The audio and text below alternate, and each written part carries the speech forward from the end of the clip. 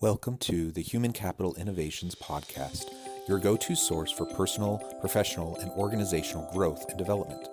We hope you tune in often for all things people management, organizational development and change, organizational leadership, and social impact related. Maximize your personal and organizational potential with Human Capital Innovations Podcast.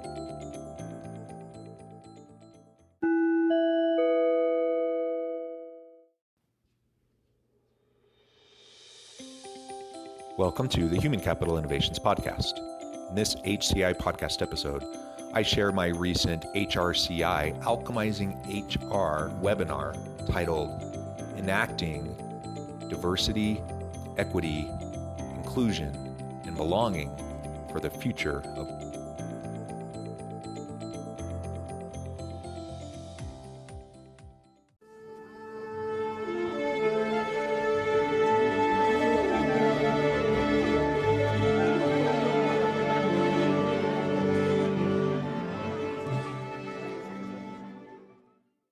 Good day, everyone, and welcome to this week's episode of Alchemizing HR, Navigating What's Next.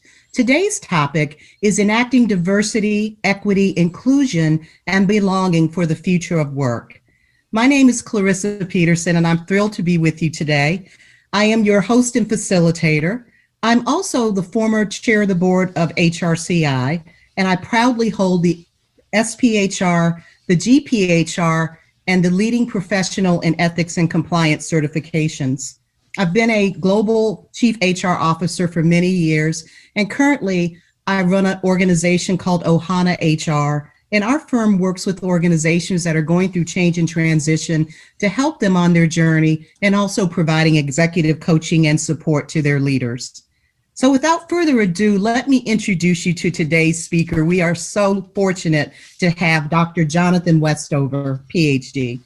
John is the chair professor of organizational leadership, the academic director at the Center for Social Impact, the managing partner and principal of Utah Valley University and Human Capital Innovations. John has been a professor and chair of organizational leadership in the Woodbury School of Business at Utah Valley University, academic director of the UVU Center for Social Impact and the UVU Sim Lab, and faculty fellow for ethics in public life. He's also in the Center for the Study of Ethics.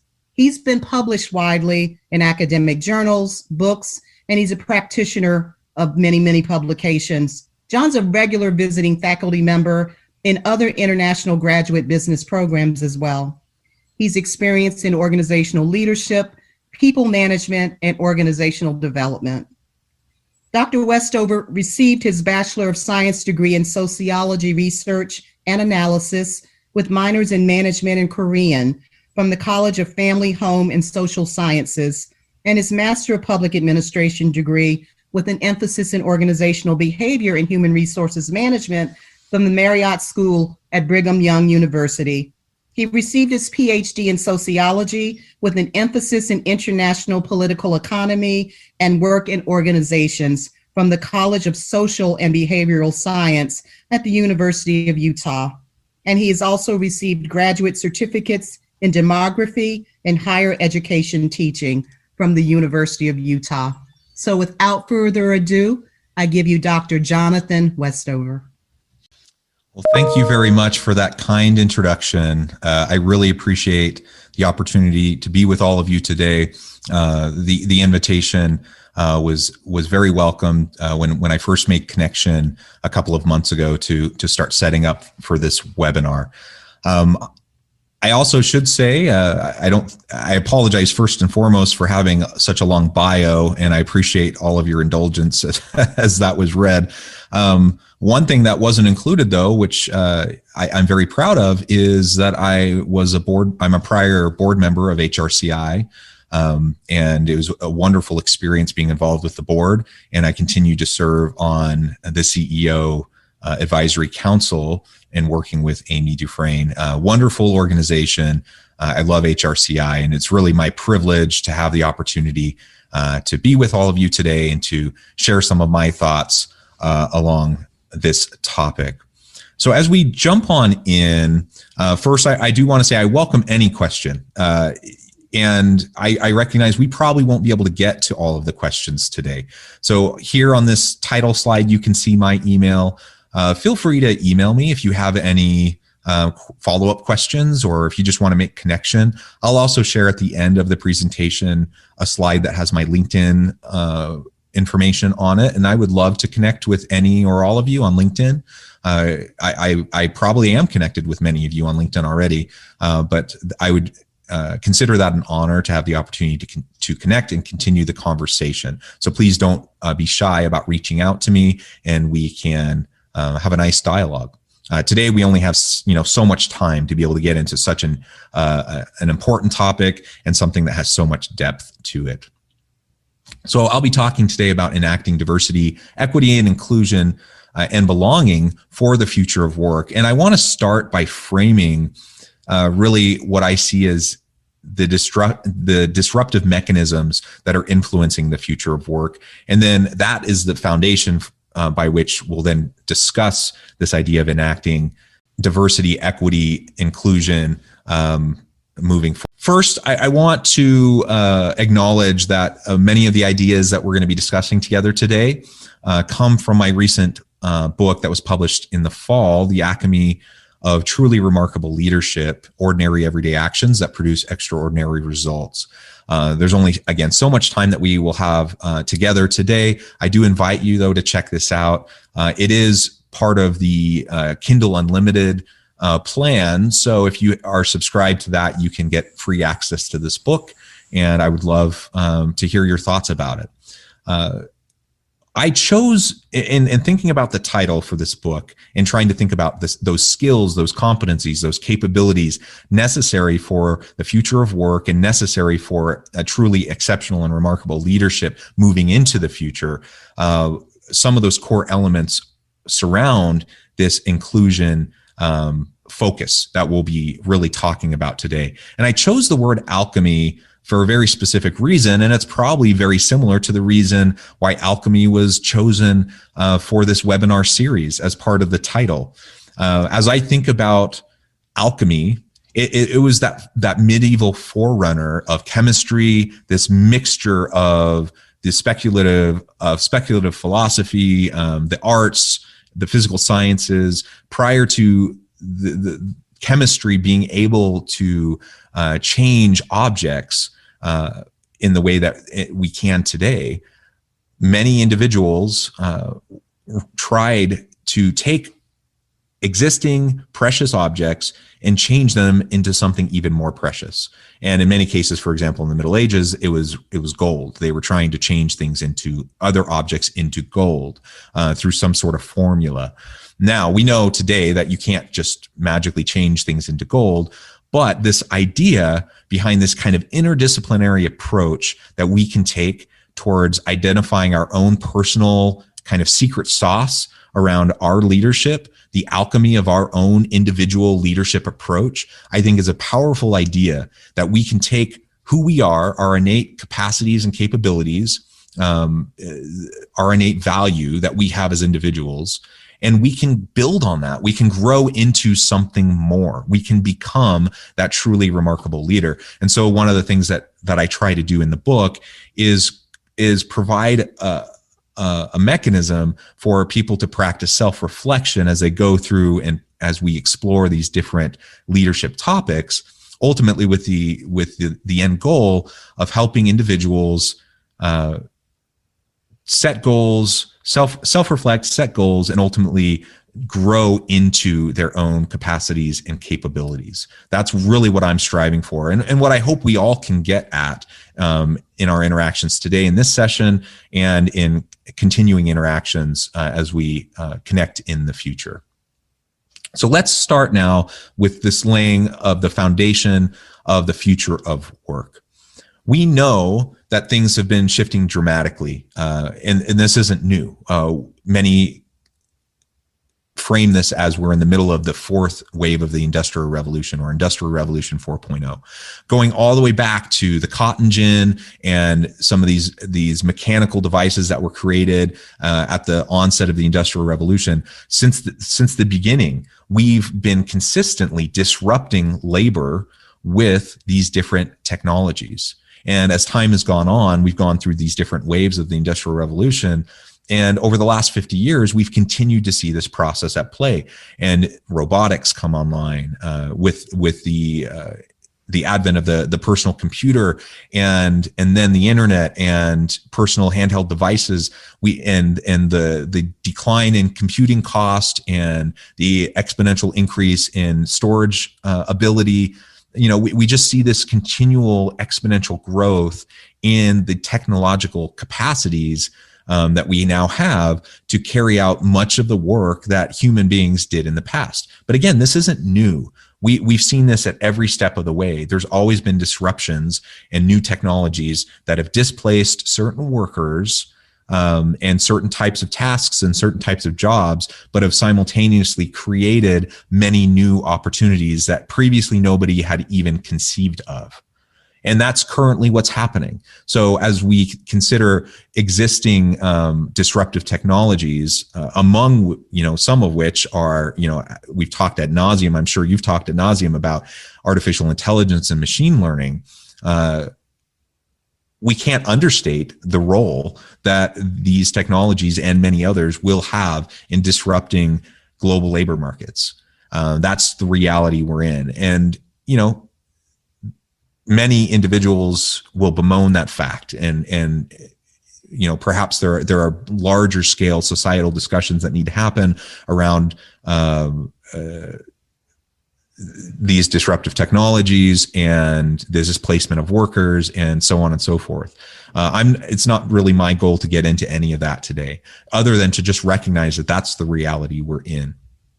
And this last year of the pandemic has only accelerated and acted as a catalyst to move us more quickly into this future of work, this future that was already coming our way. We'd already seen, we were already going on that trajectory, and now we're just getting there faster as so many organizations had to flip on a dime and just almost immediately move to virtual work and struggle and wrestle with how to integrate these existing technologies and leverage them in order to carry out the core functions of their business so that they can reach their customers and ultimately add value to the marketplace. So as we look back, say, the last 50 years at the nature of work and how it's slowly over time shifted, that doesn't provide us with a crystal ball about what things will look like in the future, but it does give us clues, and we can look at trajectories and patterns that have influenced the last 50 years.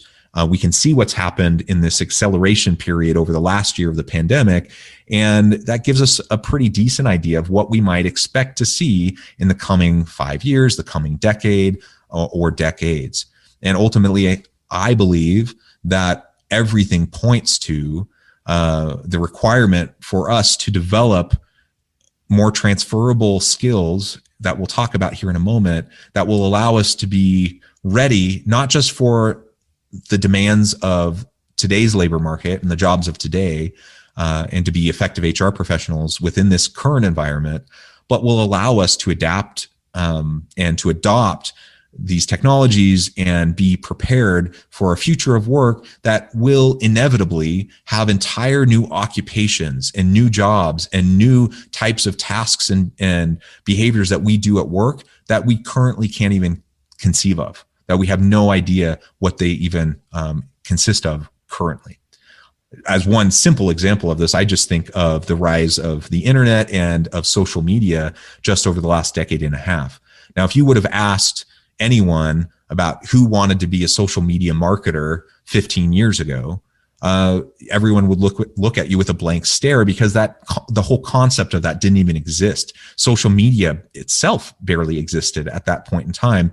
But now it's a huge industry. It's a huge job and occupational category that so many people fill in. And we could point out many, many other examples. The reality is there will be many more of those that emerge in the coming decades. So what are we doing as organizational leaders? What are we doing as HR professionals within our organizations to prepare our organizations for the needed skill sets for the future of work? And how are we leading out those initiatives. That's the kind of framing and the foundation that I want to for us to really think about as we jump in today. In this slide, you see this is adapted from the Institute for the Future, the Future Work Skills Report of 2020 and 2021. In the outer ring, you see these meta drivers of change that are shifting the nature and the future of the workplace. Starting with an increasingly computational world, superstructured organizations, mega conglomerates, global powers. When we talk about political hegemonies around the world, we also have these corporate hegemonies that are emerging. And there's a lot of conversations we need to have as societies in thinking about what that means for the role of the citizenry, what that means for employees, what that means for the employee experience in the workplace. Where we see an increasingly interconnected, globalized world. That's never been more apparent than it is right now, as virtually all geographic barriers have been broken down due to this pandemic, and people are just forced to work completely virtually with each other. And so now, like, I don't know about where all of you are joining this webinar from. I'm sitting in the corner of my bedroom at home. I only live a mile away from my university campus. And I go into campus sometimes, but predominantly I work from home. My wife also is working from home. I have 6 children doing school from home, ages 7 to 17. It's a struggle. Everyone's experiencing it, right? It's a challenge, but because of the technology, we're able to connect with people from across the globe. I've always done a lot of international collaborations. I've always flown to other parts of the world for consulting work or to do collaborative research projects. But I've never done more consistent, regular international collaborations than I have this past year during the pandemic. Simply because everyone's now much more comfortable with these virtual technologies. And it's just super easy to suggest, hey, let's jump on a call, and you jump on a Zoom meeting or a Microsoft Teams meeting or whatever. And all of a sudden you're having this live interaction. Whereas previously, I might have jumped on a plane, spent a week flying out to Europe and spending a couple days with colleagues and then flying back. I can do all of that, but much more efficiently by jumping, online. Now, that's not just, I need to acknowledge that we have lost something in that process of this international global connectivity through virtual means.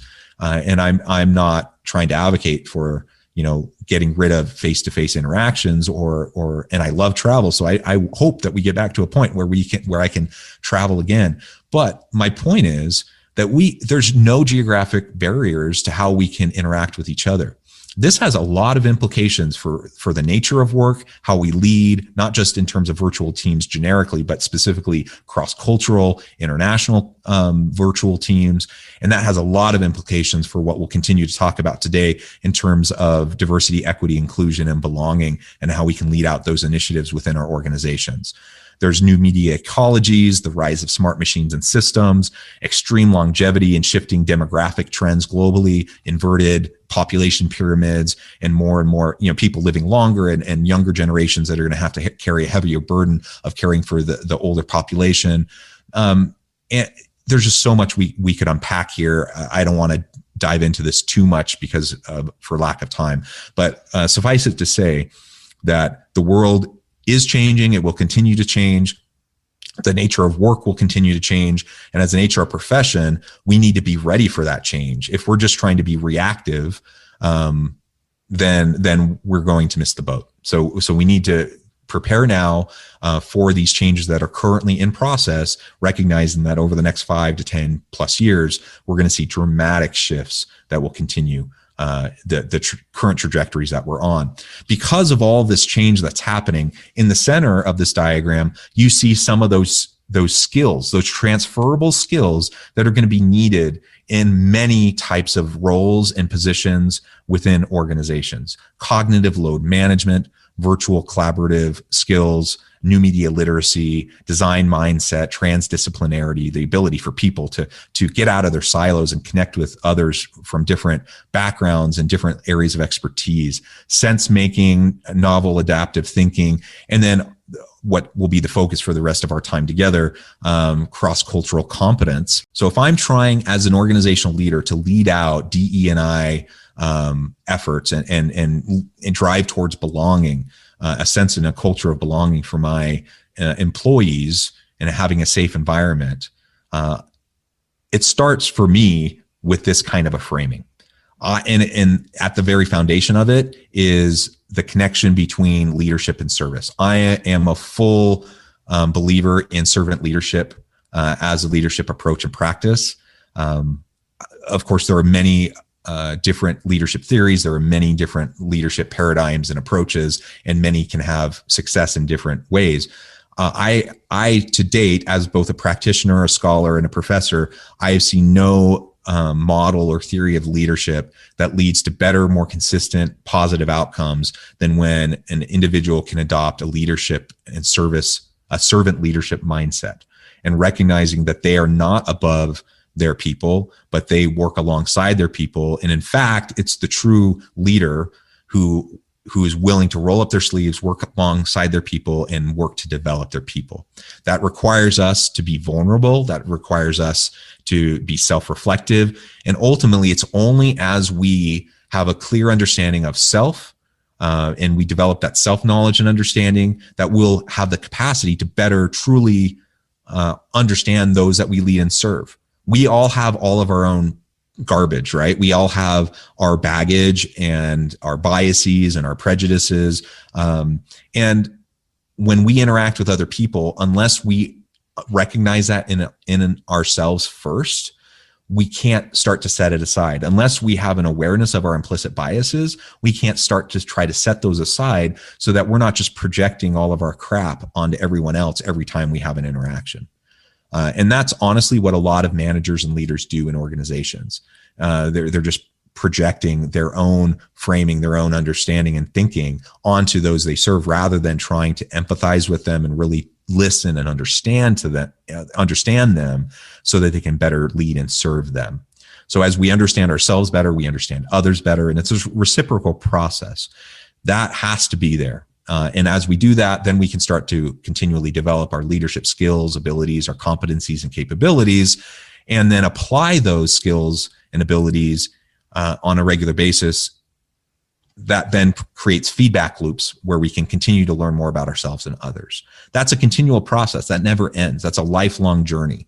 And if we can adopt that kind of a leadership and intellectual humility to our approach to leading initiatives, programs, people, and organizations, then I think we're going to be in much better shape as we move into focusing on these diversity, equity, inclusion, and belonging initiatives within the organization. Along with that, there are a couple proverbs that I wanted to share with you today. As was mentioned in my bio, I've lived actually in many Asian countries for a good amount of my adult life. And for about 2.5 years, I lived in South Korea. During that time, I learned the language. I continued to study the language after I returned back to school. And I had an opportunity to be there in various roles. And the second time I returned to South Korea, I had the opportunity to work in the corporate organizational development office at LG Electronics. Along these experiences, I learned a lot about the culture, a lot about the language, of course. And there's all these idioms, these what they call sokdams, these proverbs. And one of them that I learned very early on that's always stuck with me is this idea of, the proverb in Korean is chulam jie, which literally means bluer than indigo. Now, if you imagine indigo as a color, it's not a word we often use. It's not a color we often use to describe things, but it is a truly remarkable, vibrant blue, the bluest of blues. And so a Korean person who's describing someone who's bluer than indigo, they're doing that in reference to Korean culture and many Asian cultures, the deference they give to authority, the deference they give to the elderly, to those who are teachers and leaders. A leader in their mind is someone, a leader or a teacher is someone who at the very core of what they're doing, they're trying to develop their pupils, their people to become bluer than indigo or better than themselves, greater than themselves. So I can look to my teacher and say, you are indigo, you are my example, you are the person I want to become. Their goal is not just to get your adoration and to think they're wonderful. Their goal is to develop you as their pupil into someone who vastly surpasses them in their own capabilities and capacities. That is a servant leadership mindset. That is one that's focused on the value of your people and helping them to accomplish and achieve their own personal potential. That's what true leadership is in my mind. Another proverb that I wanted to share very quickly is this idea of frog in a well. Umul ane gegori. Literally a frog at the bottom of a well. Now imagine for a moment that you're that frog. You're at the bottom of a well. What are the conditions like down there?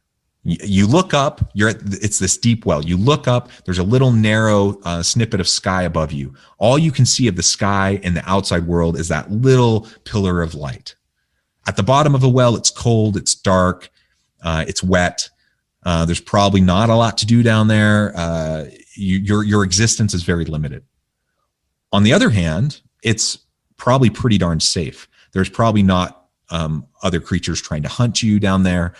You probably have what you need to survive, and you're safe. We are all like frogs at the bottom of a well. We all grow up in our own individual little wells that are made up of our cultural, our social, cultural, family dynamics, the values that we're taught as children. And that creates the framing of our world. If I'm born at the bottom of a well, the only world that I know, the only way that I can conceive of the world is from the context of that well, because that's all I've ever experienced. But what happens is over time, as we experience new things, as we meet new people, as we experience difference, as we learn about the world around us, we're kind of climbing out of the well. And we start to get towards the top of that well. At the top, once we're at the top of that well, we peek our little frog head out and we look around, and for the first time we realize the vastness of the landscape around us. We realize the beauties of the sky, the mountains, the rivers, the streams, the animal life, everything that's around us, none of which we had any conception of prior to rising up in the well.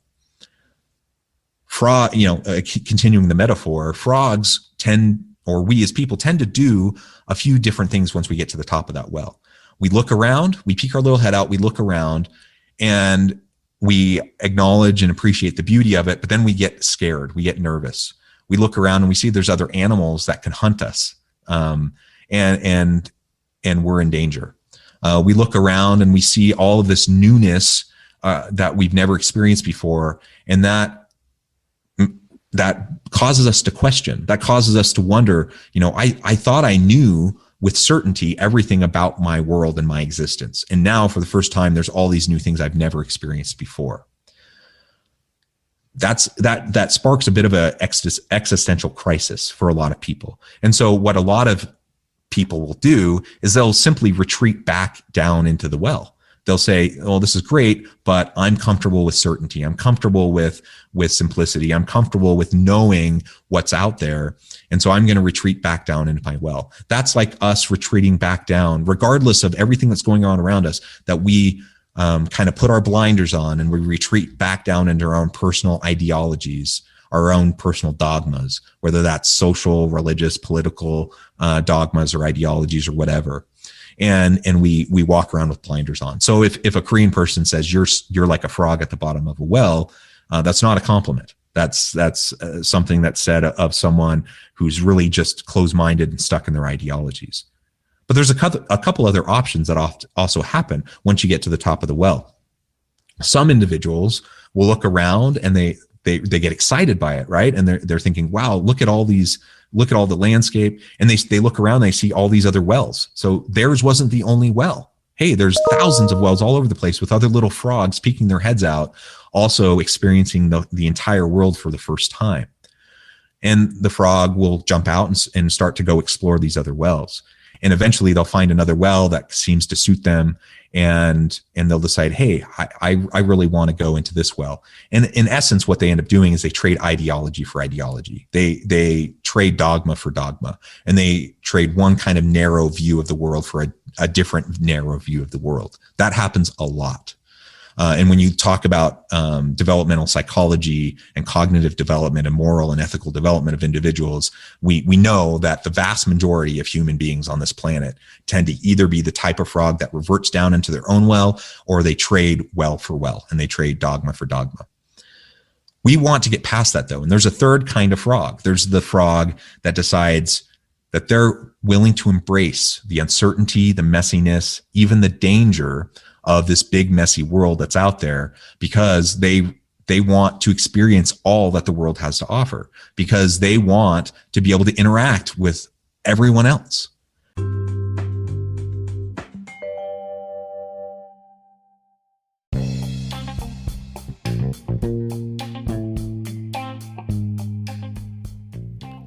I'm excited to announce the publication of my new book from HCI Press, The Alchemy of Truly Remarkable Leadership: Ordinary, Everyday Actions That Produce Extraordinary Results. Consider how the nature of work has shifted over the past 50 years. With increased globalization, rapid technological advancement, and the shift in economic composition, the average job of today looks very different than the average job of 50 years ago. What will the jobs and organizations of tomorrow look like? Moreover, what does this all mean for organizational leaders? What are the core competencies and capabilities of organizations and their leadership that are prepared for continued disruption and geopolitical and socioeconomic shifts? Regardless of what the future holds, increasingly, leaders need to be socially minded, data-driven, decisive, champions of talent, and disruptors of the traditional notions of leadership, teams, organizations, and work. The Alchemy of Truly Remarkable Leadership will help you to explore your own leadership competencies and capabilities and consider ways to apply and implement them into your workplace and personal life.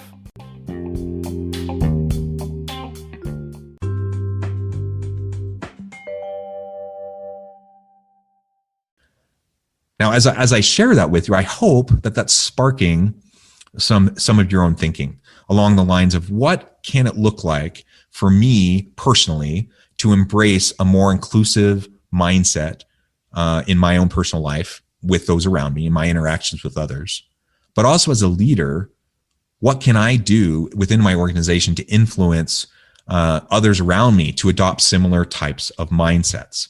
And what we need to get to is the point where we are getting beyond the obvious forms of diversity. So here on the left-hand side, you see the diversity wheel. In the center are those fairly obvious, transparent, outward-facing elements of diversity: gender, physical and mental ability, age, race. We could debate that and probably add others, but ultimately, those are the things that we talk about. We tend to talk about the most in the HR space and then the DE&I space. But there's so much more to it than that, right? If you go into the inner circle, you start to see things of religion and belief, social class, socioeconomic status, ethnic heritage, things like sexual orientation. You're not always going to know those things unless you get to know the individual, the people that are around you.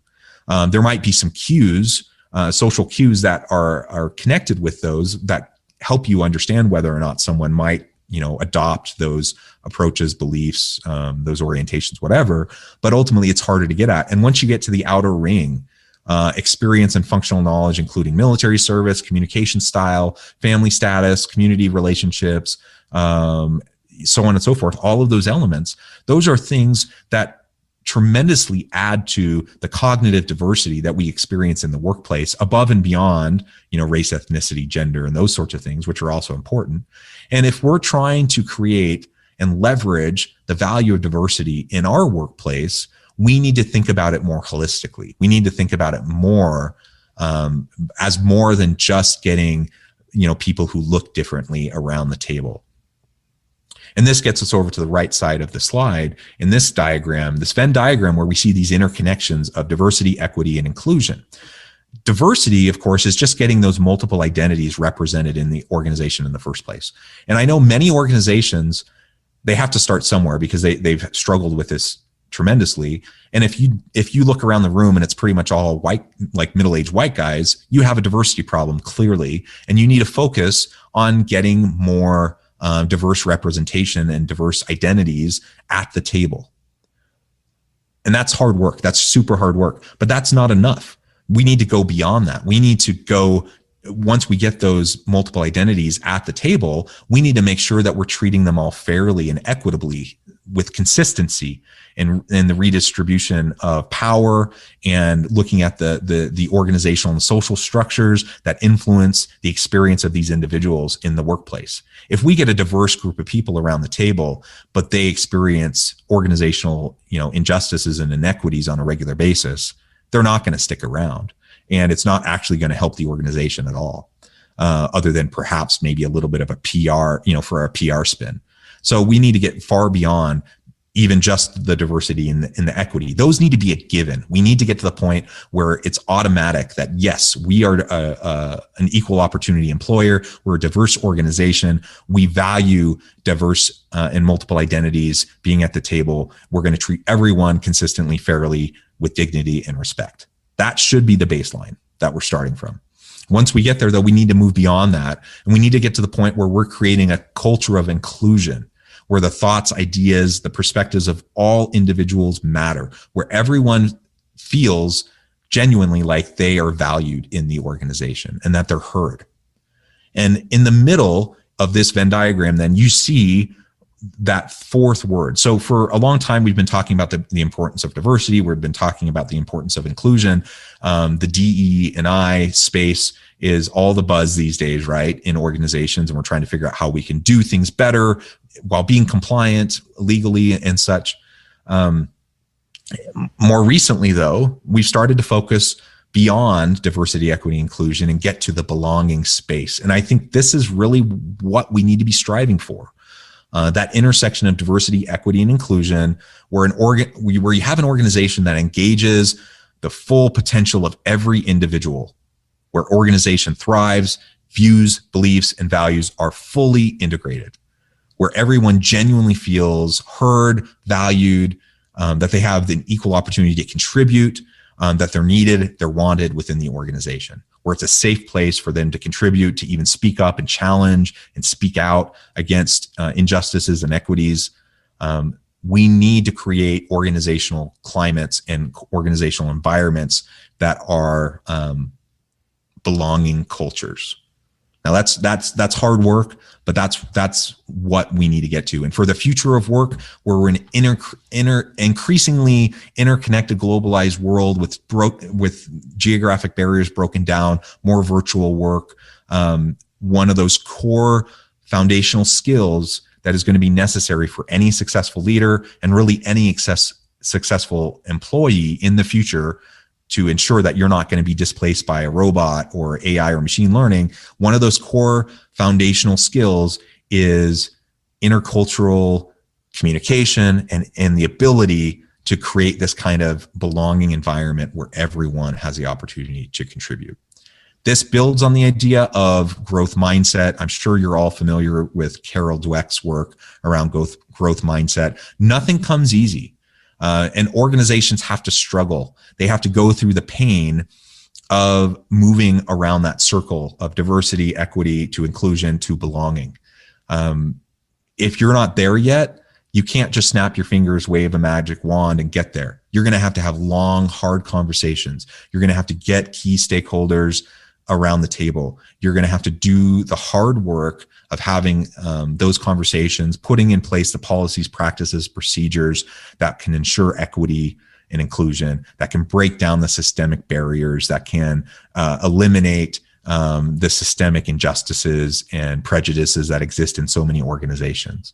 But those difficult roads lead to beautiful destinations, and we are all capable of it. I am a firm believer in growth mindset. We're not stuck in a place of where things were. We can learn, we can grow, we can develop our skills and abilities, and we can help those around us to do the same. And as leaders, we need to model that for our people. If I'm leading an HR department, I need to model growth mindset for everyone on my team and help them to adopt a growth mindset and to start to develop along those lines as well. So ultimately, what does this all mean for organizational leaders? I mean, there's so many key questions that come out of some of what I was presenting today. I don't want to belabor this point because I want to get to your questions, but ultimately we have to think about the changing nature of work. We have to think about what that means for a diverse workforce and for an inclusive workforce and one where we have this culture of belonging. We have to consider how disruptive technologies are going to influence that. Just yesterday, I was interviewing an individual who's a CEO of a corporate mobility platform in the UK. Their whole goal is to help connect organizations to the global labor force and deal with all the messy, sticky compliance issues of employing people from around the world. We all know how difficult that can be. One of the points of our conversation, and as I was interviewing him, that I think was really key, is that because of the ability for us to connect virtually, it only increases our opportunity towards diversified hiring practices, getting good talent from anywhere around the world. If you live in a place that's not particularly diverse, I live in Utah. Utah's not known as the most racially and ethnically diverse place in the world. But you know what? We're not limited by geographic boundaries. We can seek out global international teams. We also talked in my interview yesterday about expatriate workers. And we all know how expensive it is to send expat workers overseas. And disproportionately, those tend to be white men. The research is clear about that. And we also know from the research that executive ranks in organizations often are filled. So the pipeline for executive ranks are often filled by people who have gone on these expat assignments. So if they're disproportionately, white men, that creates a pipeline to have executives that are going to be disproportionately white men. And that's a system that we need to disrupt. Now, can we, just as one example, can we utilize technology in a way to give more women, for example, or women of color, for example, opportunities to have these diverse global leadership experiences while still providing accommodations and flexibility for people who may need to balance home and work life a little bit more? These are all the types of questions we need to be asking ourselves, and there's so many implications for the DE&I space. I'm going on too long. I want to leave time for your questions, so I'll leave it there. Again, my email, john.westover@gmail.com. If you don't get a chance to ask your question today, please reach out to me. I'm happy to connect with you offline. I also, as we take questions today, just as an FYI, please feel free to connect with me on LinkedIn.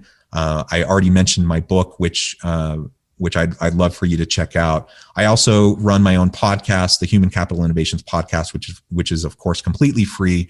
We've published, 430 plus episodes where we talk about these sorts of topics every day. We also put out a magazine that's also digital and completely free. So as we go through our Q&A process today, I'd love for you to also consider checking out some of these free resources. With that, Clarissa, I'll hand it back over to you. Well, thank you so much, John. Incredible food for thought. And I can't wait to ask you so many questions that have popped up in the chat and certainly in the Q&A. But before I begin, I want to acknowledge that there's over 3,900 people on the call today. Thank you so much for being with us. Of course, we have HR professionals from all over the U.S., but we also have people from all over the world who got up early or are staying up late to be with us. So I want to acknowledge them as well. So we have visitors from Kuwait, from St. Lucia, from Armenia, Canada, Nigeria, Ghana, India, Iraq, Spain, Jordan, Germany, Egypt, Abu Dhabi, the UK, Sierra Leone, and the Cayman Islands. Kenya just popped up. If I forgot anybody, my apologies, but we're thrilled that you're here with us. So, John, let's start back to your book, The Alchemy of Truly Remarkable Leadership. So as we are all here because we want to really understand how to enable, create diversity, inclusion, equity, and belonging in our organizations, give us a couple of leadership behaviors that are necessary to make that happen. Yeah, great question. One of the things that I outline in the book that I think might be worth discussing a little bit is creating a safe environment and a speak up culture. As a leader, in my mind, that's one of the first things that I need to be able to do with my team. If I want a true place of belonging where everyone, regardless of background, socioeconomic status, race, gender, ethnicity, whatever, everyone needs to feel safe. They need to feel the opportunity to contribute. And there's a lot of things I can do to disrupt that and to get us off track. I think of meetings, for example. We know that so many meetings are completely a waste of time. So many meetings don't leverage this one, ladies and gentlemen, other meetings. Hopefully not this one, but so many meetings are really truly a waste of time. And we've all been there. We've all been in those meetings. And part of the reason for that is because many meetings, the way they're organized, the way they're facilitated, they don't allow for a safe environment where everyone can speak up.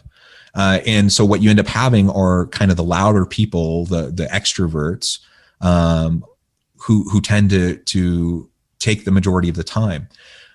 As one simple point, if I'm looking for an inclusive and belonging culture within my organization, I have to create an environment within meetings where we all end up spending more time than we'd probably prefer, where everyone has a chance to have a voice and to be heard, where I can facilitate the interactions so that if someone gets stepped over, or you have the all too common situation where a woman says something and then everyone kind of ignores it, and then like 2 minutes later a man says the same thing and then everyone like says, oh, that's a great idea, pat him on the back. We all know that happens all the time. So it's the role of the leader, the facilitator of that meeting, to call that stuff out, to set the ground rules, to set the expectations, and to be able to coach and mentor their people to be able to interact more productively. And I'm not saying, sometimes you might actually want to literally call it out in the meeting, that kind of a sexist behavior. Other times you might want to pull someone aside after the meeting and have a coaching conversation with them and help them understand like why that was disruptive and why that actually wasn't helpful. There's different approaches on how to deal with that. But I would say that's just one example of what we need to do. If you can't create a safe environment, then you can have all of this difference represented around the table. You can have a really nice slate of diversity, and it's not going to mean anything. So first and foremost, safety, psychological safety. There's a lot of questions about will participants get a copy of your deck, and John has very kindly offered to share it so everyone who is participating today will get a copy of this deck. John, one of the things about the graphic that you put up, and there were so many questions and comments saying, I really need that graphic. I need to show it to my leadership. One of the things that was really powerful about it is that you took the time to define what these terms mean. Language is important in doing this work. One definition that sometimes gets confused is the word equity and equality. So what's the difference between something that's equitable and something that's equal? And are they the same? I mean, I suppose they could be the same, but they're usually not the same. And you've all probably seen some of these illustrations. The illustrations aren't perfect, but where you have like children standing on boxes looking over the fence with the baseball field, right? Again, not perfect. We could critique those depictions, but the general premise of it, I think, is a good one. And that is equality means that you're literally going to give everyone the same, right? The problem with equality is that people start at different places. And if someone comes from a disadvantaged situation, or we look at the structural, the systemic and structural racism, for example, that exists in our society, and that frankly perpetuates itself into many of the policies, practices, and procedures in many organizations. Not saying it's on purpose, but it's legacy of existing systems that we have to proactively work to dismantle. And if we're not proactively working to dismantle them, they will persist. And so if we can acknowledge that those inequity, that those systems exist that lead to inequities, what we need to realize then is that it's not enough to just give everyone the same. We have to support those who come from disadvantaged backgrounds. So essentially getting everyone back up to the same starting point. Another metaphor is, some people start at third base. Like they're born with all sorts of, we all have privilege. I'm a middle-aged, white, straight, cisgendered guy. So I have all sorts of privilege. And I acknowledge that. I started at a place that was different than a lot of people who had disadvantaged past for a variety of reasons. I didn't come from a wealthy families, so I wouldn't say I started on third base, but I started somewhere along the base path, right? Some people do really start at like third base though. And because of where they start, it's so much easier for them to make that final stretch, and then everyone applauds them for everything they've accomplished. Well, what about that person who's standing at home plate and they don't even have a bat in their hand? They're standing at home plate with like a toothpick, right? Figuratively speaking, there are many in our society, many within our organizations that find themselves in that situation. So how do we equal and level the playing field? That's the question, so that we can have someone competing with someone else from third base, third base to third base, rather than home plate with a toothpick and someone, running home from 2 feet away from home, home base coming from third base. Those are a couple perhaps silly kind of illustrations and examples. But the bottom line is, we as HR professionals, we as leaders within organizations, we have to be willing to have the hard conversations. We have to acknowledge the systemic the systemic injustices that have plagued much of our societies for a really long time, and continue to exist in our organizations. Even the most progressive organizations tend to still have remnants of these systems in place that need to be dismantled. So we need to be willing to have those long, hard conversations. I appreciate the use of the word dismantle, because we know systemic racism hides in plain sight sometimes in our policies and procedures, because that's how we've always done it, but we haven't taken enough time to look at the it and really examine it. So we have a question, John. How do you measure the impact or effectiveness of inclusion efforts? Oh, that is such a good question. And that's a really, really hard one to answer. The reality is, measuring impact of anything is really, really tough. So the first thing, whether we're talking about inclusion or, whatever the issue may be, measuring impact is really hard. And it always has to start with really specifying and clarifying the desired objectives of what you're trying to achieve. If you don't have that as a starting point, you have zero chance of being able to measure impact, because you don't even know what you're trying to get at. So understanding that, if we're looking at inclusion and belonging, and we want to enhance our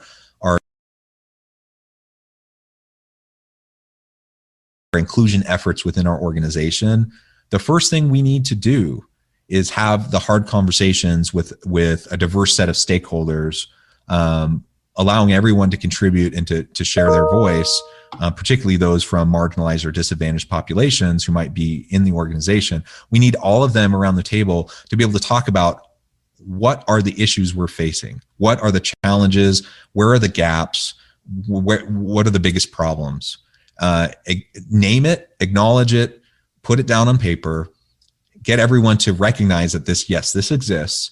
And from there, you can actually start to identify objectives. What do you want to accomplish in the short term, in the next 6 months to a year, and in the next 3 to 5 years, in the next 10 years.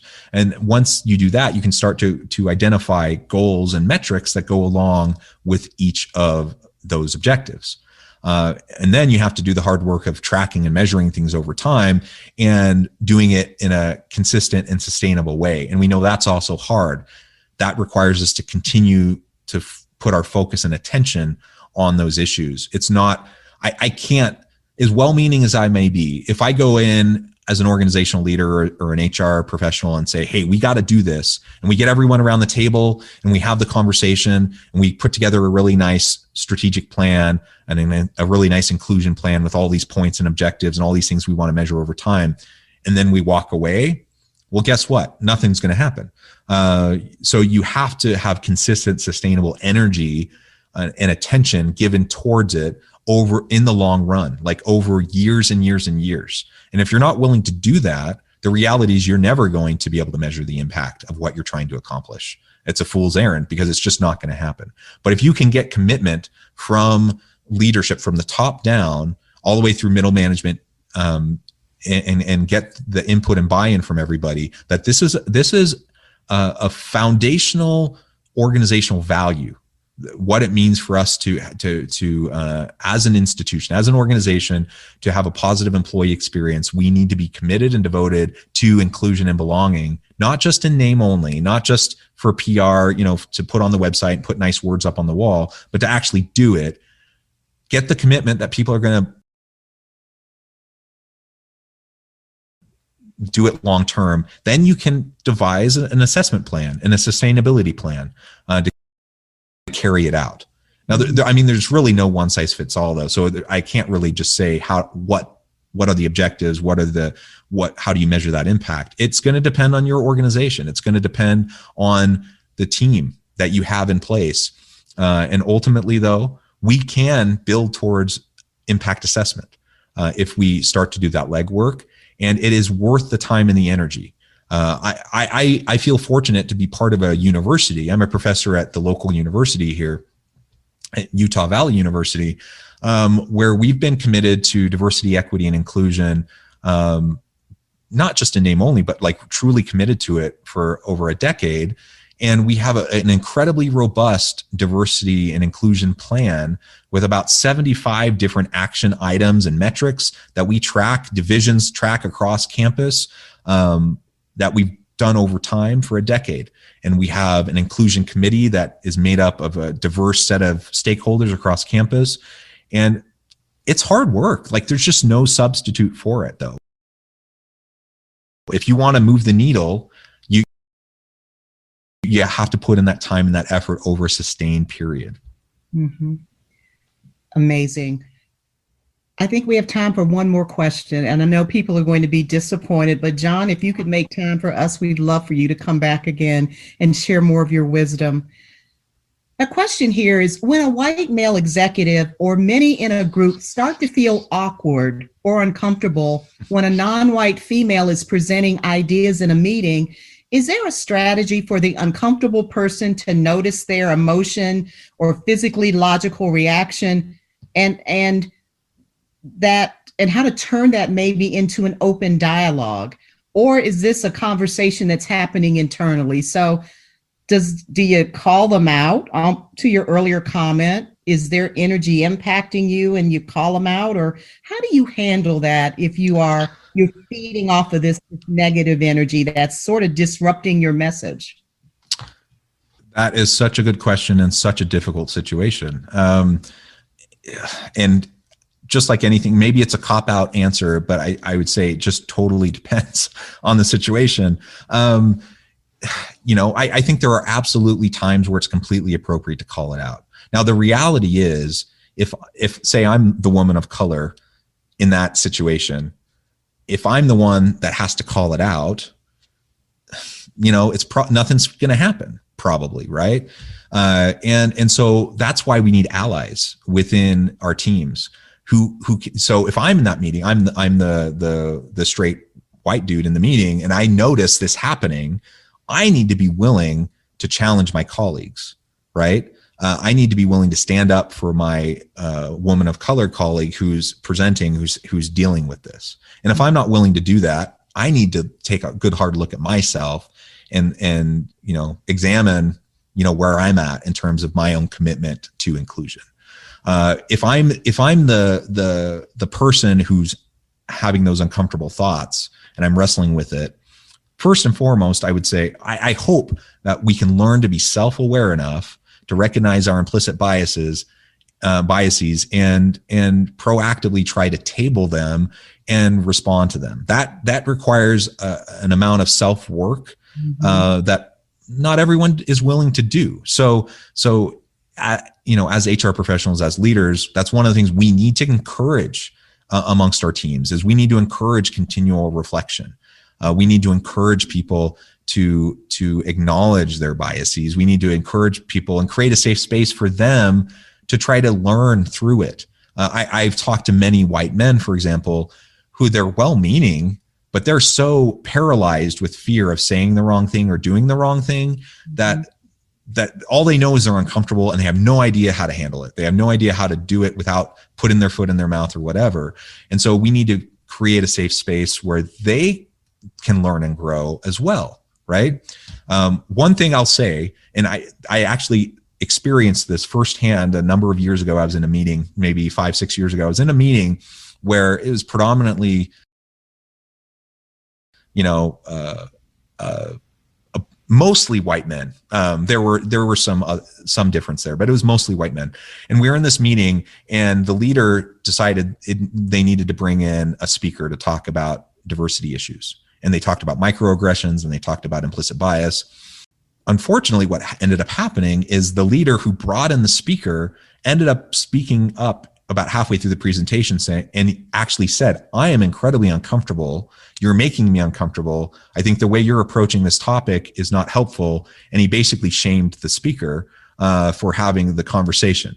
That's like the exact opposite of what you should. So we could all learn from it by any chance. Oh, I know, no recording, but my goodness, that was incredibly unfortunate, and it set back our efforts with that group of people. So we would have been much better off if we never even had the meeting.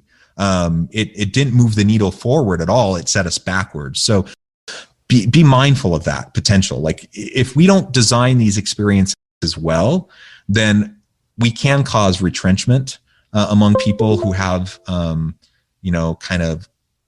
these negative types of perceptions. John, I'm going to land us on that point because we're just about at time. This has been incredibly powerful from all the comments that we're seeing on the chat and in the Q&A. So thank you so much for being here with us. I would agree with one of the proverbs you've shared with us. I would say, John Westover, you're bluer than indigo. So thank you so much for being with us. We appreciate you. On behalf of all of my HR colleagues from all over the world, we thank you. You have filled our vessels today, and we hope to connect with you again in the future.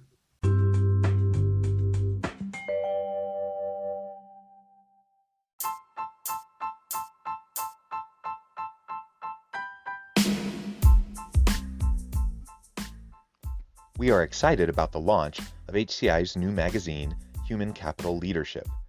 Human Capital Leadership is a free, interactive e-magazine designed to help individuals, leaders, and organizations find innovative approaches to maximize their human capital potential.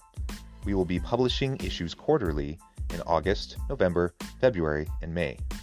Check out the first issue and let us know what you think.